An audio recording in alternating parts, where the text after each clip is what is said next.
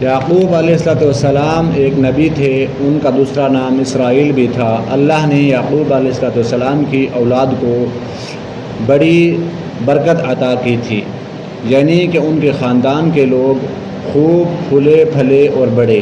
عربی زبان میں ابن بن بنی کا معنی اولاد اور بیٹا کا ہوتا ہے۔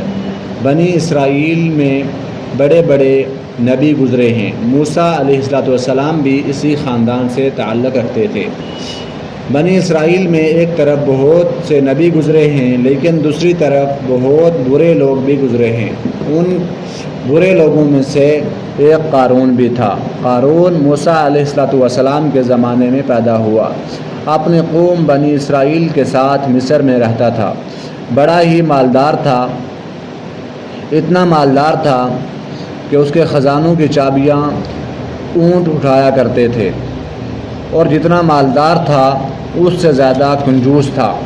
اپنی دولت میں سے نہ اللہ کا حق دیتا تھا اور نہ ہی بندوں کا حق دیتا تھا، نہ زکوٰۃ ادا کرتا تھا اور نہ ہی خیرات ادا کرتا تھا۔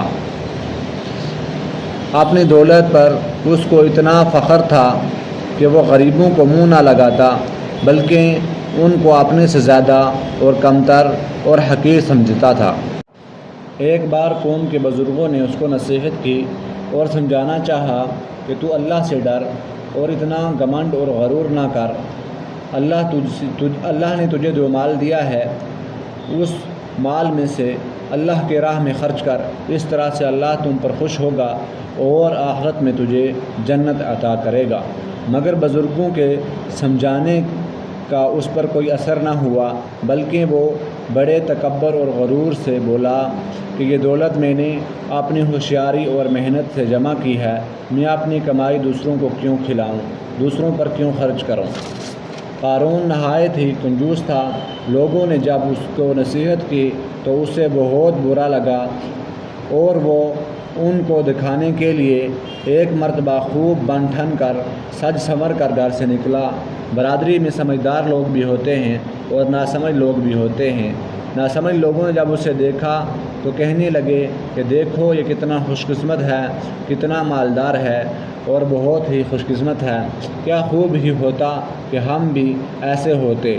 لیکن سمجھدار لوگوں نے ان کو سمجھایا کہ افسوس کی بات ہے کہ تم اتنا بھی نہیں سمجھتے، جس دولت کی تمنا تم کر رہے ہو، اللہ کے ہاں ثواب یہاں سے لاکھوں درجے بہتر ہے، لیکن یہ ثواب ان ہی لوگوں کو ملتا ہے جو ہر کام اللہ کے حکم کے مطابق کرتے ہیں۔